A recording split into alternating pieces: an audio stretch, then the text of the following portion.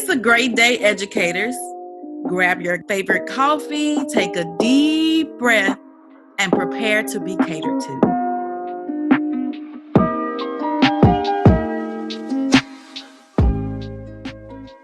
Today, we will discuss SMS with our guest, Stefanie Brown. And of course, you know by now, our SMS message is stress management, mindfulness, and self-care.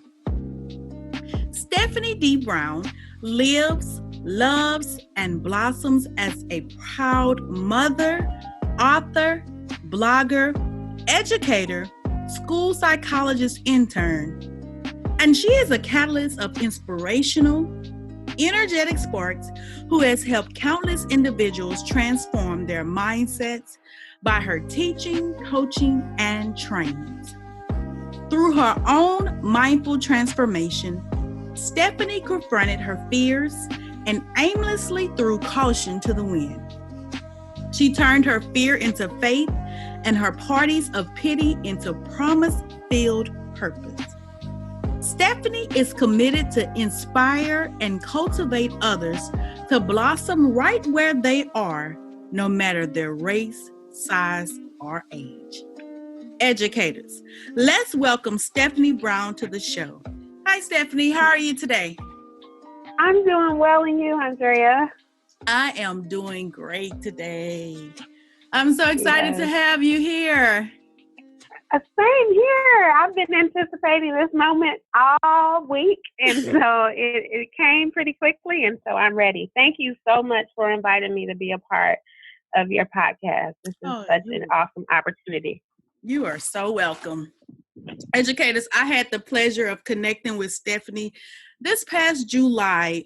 We were in training together where we became certified as dynamic mindfulness teachers, and we have stayed connected, and I plan to grow through life with her. Yes. Okay, Stefanie, tell us a little bit about yourself. Okay, so I'll do the short version.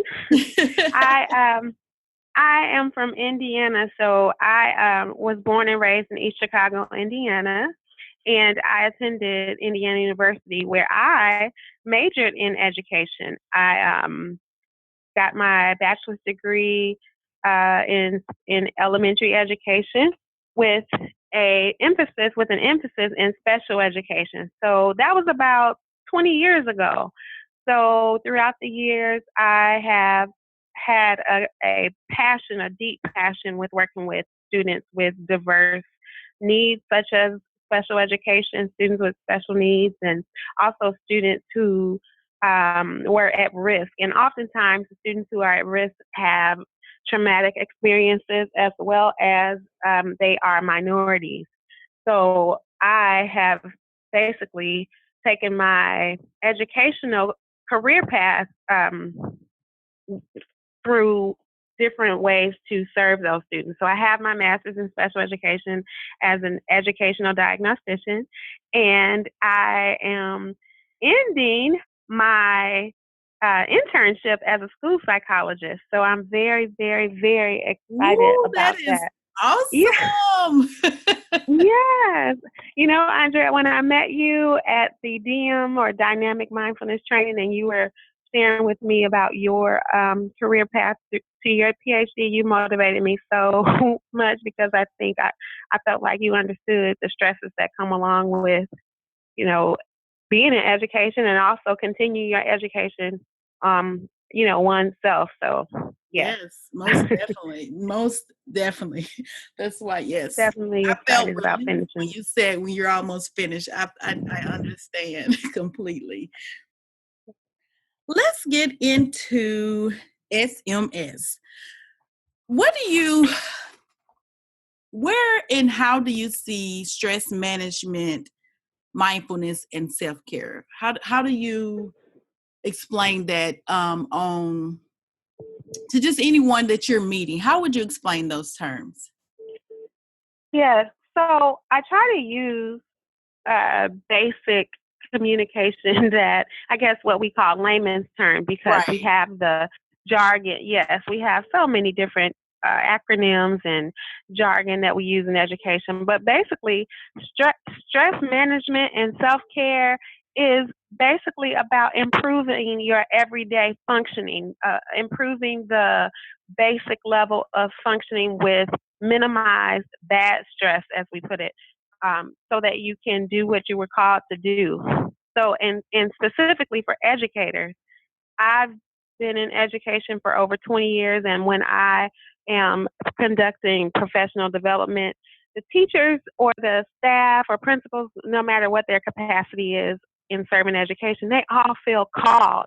And so when you're called to do something, Andrea, you take on the everyday hits and bumps and the celebrations, but you take on, as we learned this summer, the issues, and it becomes a part of your tissues. And Right, so right, it, you know, that keeping looking through that lens, stress management is managing the stress levels and the sometimes chronic stress that comes along with the purpose of your function. And you want to be able to function within, those everyday um, stresses that will come through your work. right. I agree. And so, how would you define mindfulness? Okay, so when I was thinking about the interview and thinking about, you know, how to make it more simple, mindfulness is a simple way of being intentional about everything that being intentional about everything that is surrounding you, as well as what's going on the inside. Our thoughts, being mindful of our thoughts, being mindful of our actions, and being aware, having a sense of awareness of what's going on around and inside of you. Wow. Yeah, I think a lot of times we often focus on what's going on around us.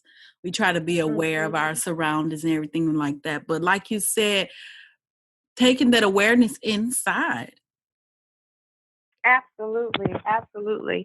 Because sometimes what's going on inside is affected by the inability to shut off being so much aware of the external various factors that's happening. So even and that's from telephones, Yeah. digital devices, the latest and greatest Netflix series that's Yes. adding to it. The stress that sometimes the television shows can add to stress. We might have drama as educators in our personal lives, and then we add to it by watching drama shows. True. And it's like, man, why am I caring about what's going to happen next week? Wait a minute. Let me check. Let me stop and think and get quiet to see, where is this anxiety coming from? Is it external or internal? So, Right. being mindful and aware of the causes and effects of our own bodies, pretty much, I think. And bodies meaning mind, body, and our spirit. Oh, yes, most definitely. Hmm. And how would you explain self care? So self care is huge in my opinion. When I think of self care, I think of those two words. Self meaning, again, self is an individual, and care is uh, basically giving attention to someone or something. So self attention is what I think of. One, giving attention to their own well being and happiness. Again, kind of linking it with the stress management that you asked me with before, being able to um, have a conscious awareness of the attention that we're giving to ourselves. Uh, and I don't want to go into, I don't know what you're going to ask me next, but knowing about having attention about yourself will allow, for me personally, will allow for um, a better self-care treatment plan, if you allow me to say that. My Mm-hmm. my profession is coming out. Ah, Sometimes we think of self-care as, just counseling or um, going to talk to someone else. But oftentimes, self-care is just being quiet and just being alone long enough to think about what is it that I need? What is it Right. that, you know, what's causing me to have butterflies in the middle of the day and I'm not really sure why, I'm feeling this way, or what's causing my heart palpitations and I'm not taking any type of medicine that's doing it. Like, what is this coming from? Sometimes we get so cognitively overloaded that Hmm. the wheel doesn't stop. The hamster wheel doesn't stop spinning to allow us to just be at peace with ourselves. Right. That's so true. Yeah, you hear a lot of people talk about self-care. It's not often that we look at ourselves when we do self-care. And it's like you said, Mm-hmm. really just taking time to check in with yourself, knowing who you are, what you want, what you need, and why you need it. And Exactly. we do that for others, but we often fail at doing that for ourselves. Yes. Andrea, I remember when I was homeschooling my daughter a couple of years ago, and a couple of families got sick. So there's an app that you can sign up for to be intentional with who's going to serve at 8 o'clock, who's going to serve at 9 o'clock, to provide food, who's going to Yeah. provide food, who can bring, so, different, meeting different needs. And it was like an active role of everyone in our homeschool committee to make sure, in community, I'm sorry, to make sure that every need was taken care of for the family. And so that experience, I stepped back because I was so engaged with, oh, let me make sure that I check the calendar, see if I didn't miss a date to go make sure I cook the chicken. Oh, this Mhm. week was my vegetable week. But that experience taught me so much about how much I wasn't showing up for my own self, like my own life. I was Wow. showing up, which I'm called to serve. We are called to serve others. However, I was like, wait a minute. I'm checking the calendar to provide essential needs for this family, but when was the last time you took out your own calendar to have an active role of intentionality in your own Mm, life? Like, you yeah, know, so that experience, while I was just beyond grateful to be able to be healthy and have, the resources to help someone else, I was like, wow, am I doing this for myself? And that kind of helped shape my beginning awareness of what self care was. So, just to clarify that definition I gave, like the practice of taking an active role in your own well being and happiness is a good definition of, for me, self care and being mindful and stress management. I love it. Yes. Okay, Yeah. so what are some ways that you practice self-care and mindfulness? Okay, so as you mentioned earlier, we had the opportunity to take the dynamic mindfulness training, and that has just crystallized my practices so much. But before I kind of took my mindfulness practice to another level, I intentionally made a commitment to myself to get up 45 minutes before my daughter. I have an 11-year-old daughter. And so in the morning, sometimes my time can kind of merge with hers and I can't tell who's getting, like, who am I helping right now?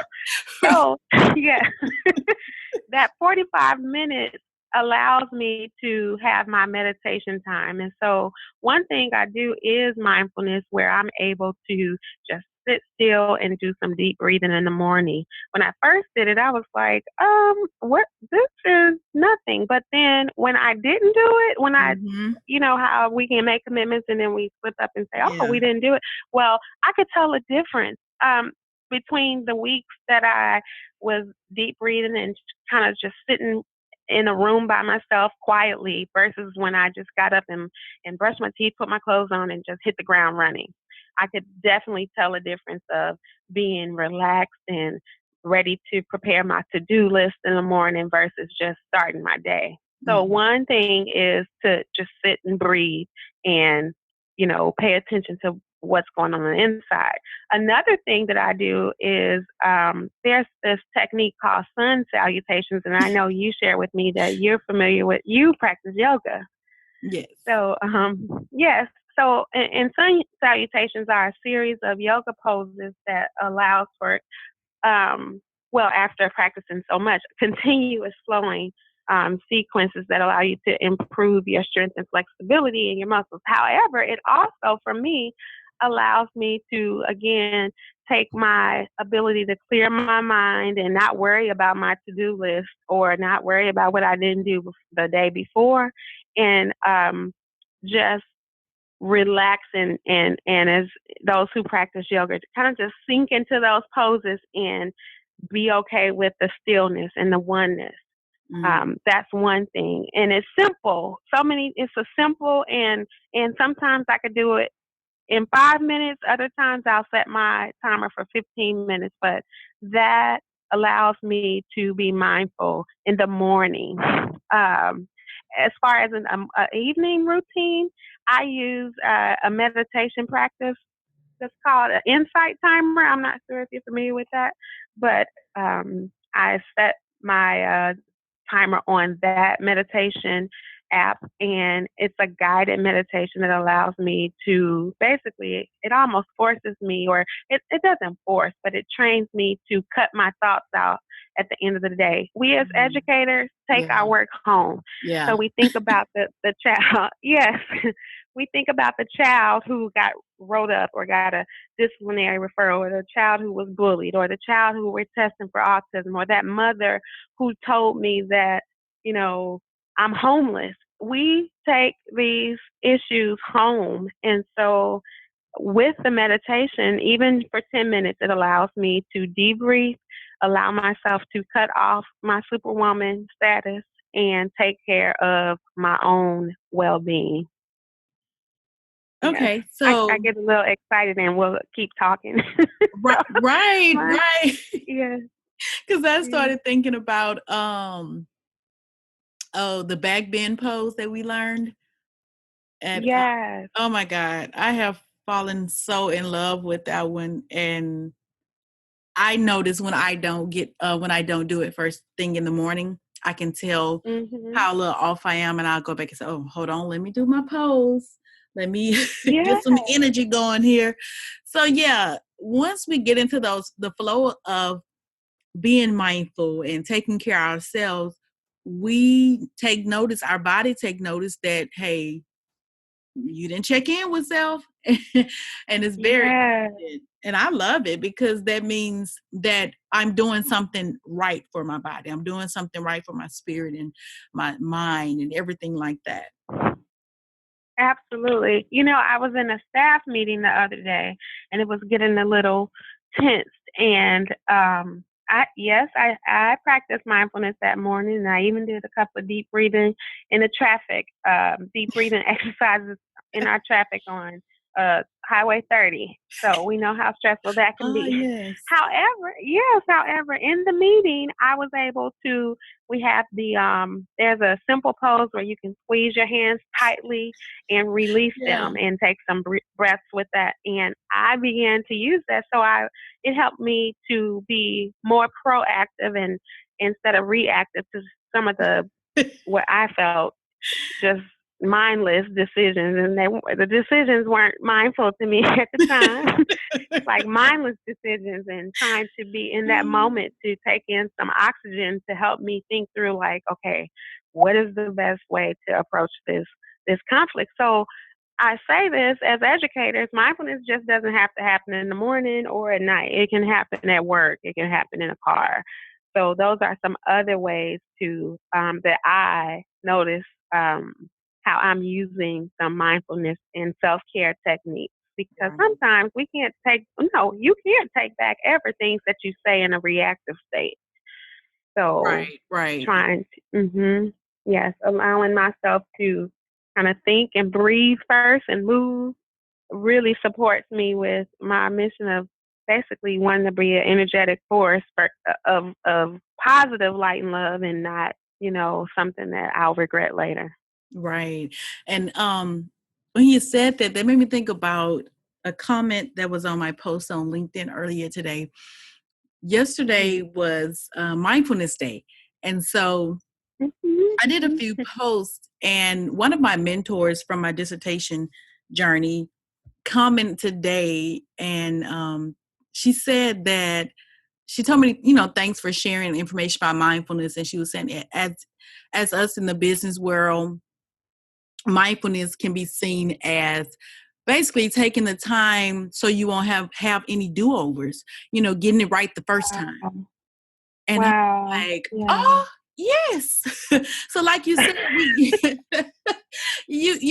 many oftentimes we can't take back what we said. We can't take back what we've done. Right.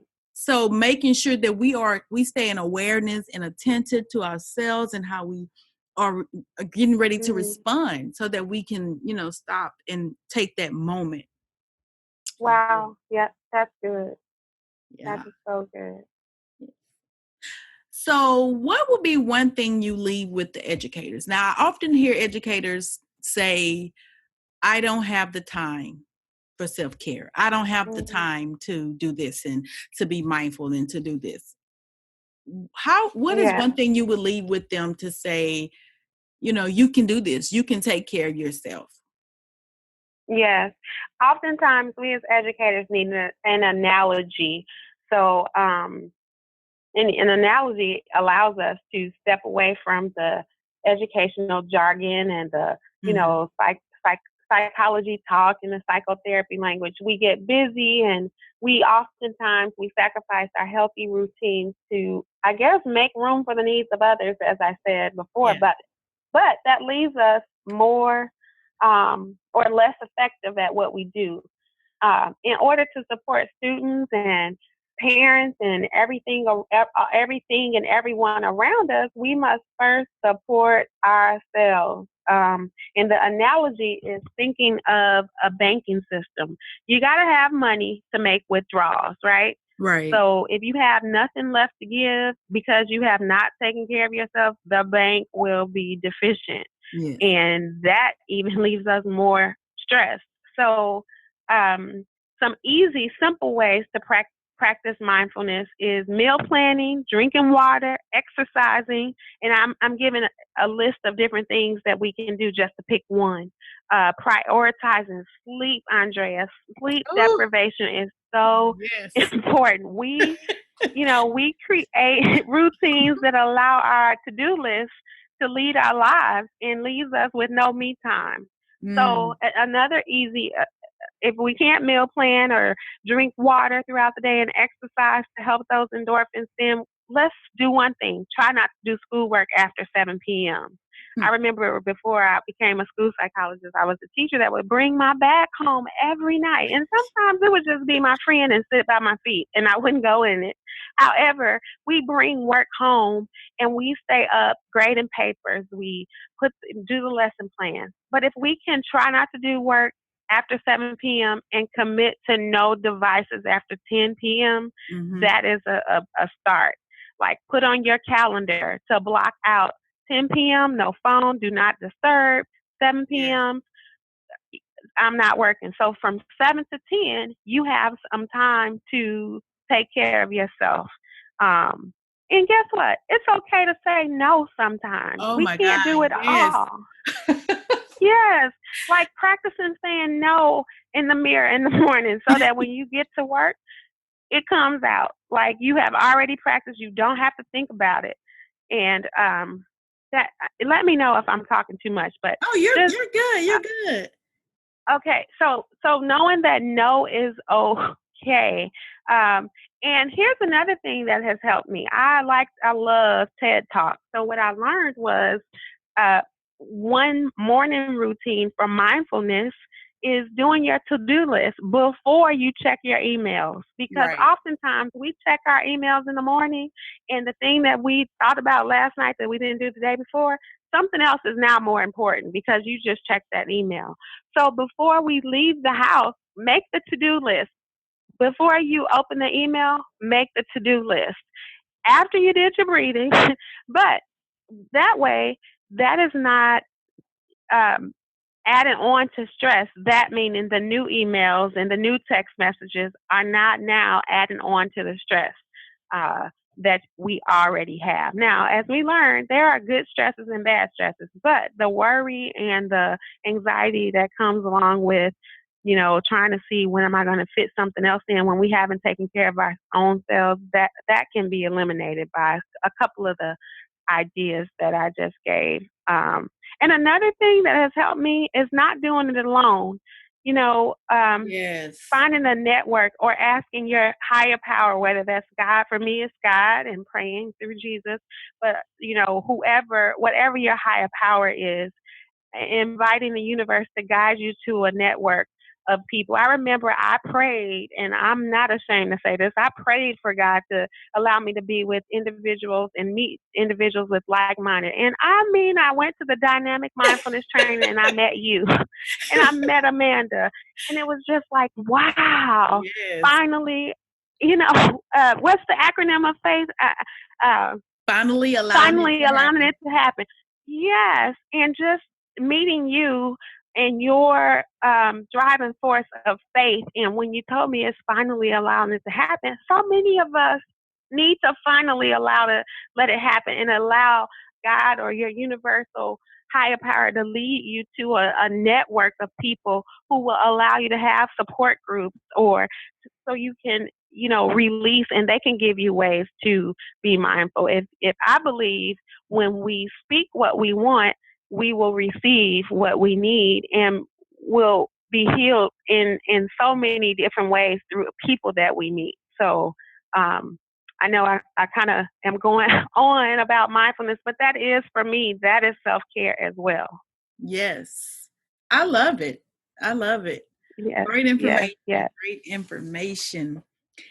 So, Stephanie, how can our listeners connect with you? So I didn't get to share earlier, but I can share now. I am too launching a blog.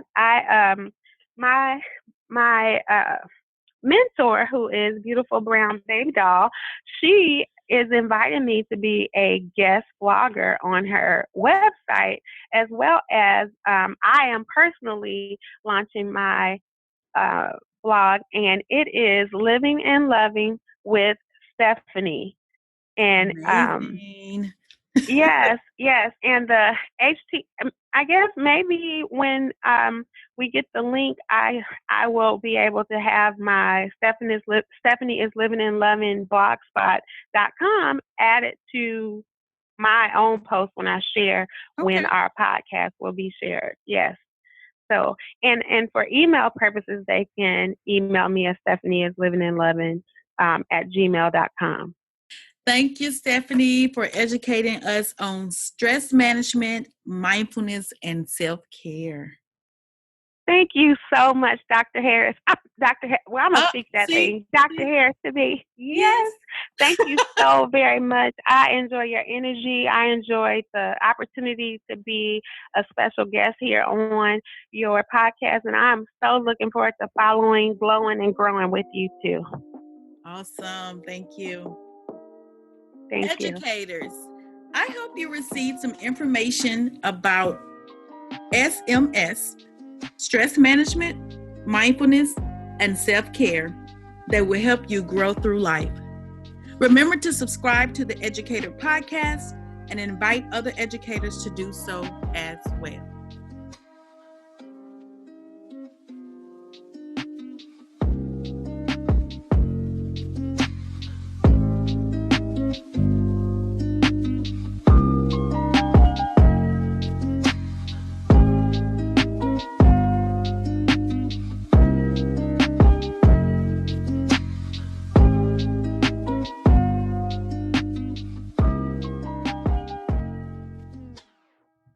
Hello, listeners. My name's Tasman Ivy, and I'm one of the producers here at Built for More FM, and we would love to hear from you. We've created a 2-minute survey that allows us to get feedback from you on what kinds of topics you think we need to feature in our future episodes, as well as any other people that we absolutely need to interview on one of our podcasts. You can fill this out, and it only takes 2 minutes of your time. If you'll be so kind, please visit builtformore.fm/survey. That's BUILTFORMORE.FM/survey. This helps us tremendously in our future planning of programming. We've got shows in development, but we always want to make sure that we're in service to you guys, our audience. Thanks so much for listening, and we know you're going to make it a great day.